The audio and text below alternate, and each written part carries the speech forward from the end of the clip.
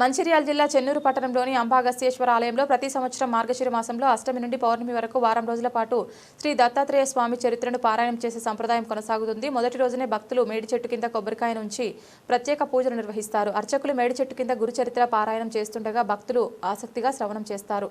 దాదాపు 100 ఏళ్లుగా ఈ పారాయణ సంప్రదాయం కొనసాగుతుందని ఆలయ అర్చకులు తెలిపారు.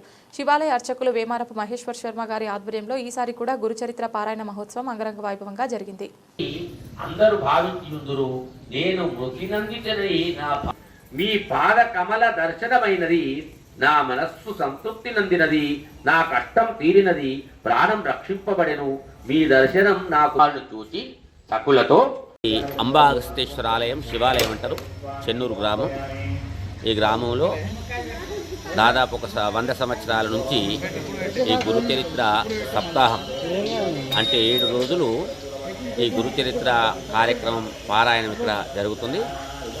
ఇంతకుముందు ఒక 70 సంవత్సరాల నుంచి జక్పెల్లి శాస్త్రులు అని కృష్ణయ్య గారు చెప్పేది.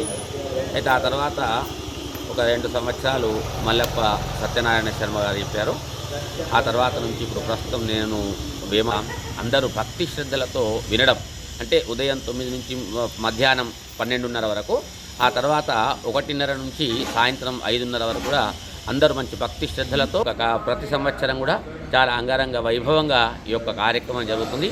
అందరూ కూడా వచ్చి ఈ యొక్క కార్యక్రమంలో పాల్గొని ఆ యొక్క త్రిమూర్తి రూపమైనటువంటి దత్తాత్రేయ స్వామి యొక్క అనుగ్రహానికి పాత్రులై తరించగలరని తెలియజేస్తున్నాం. Please like and share, subscribe to BCN Telugu News.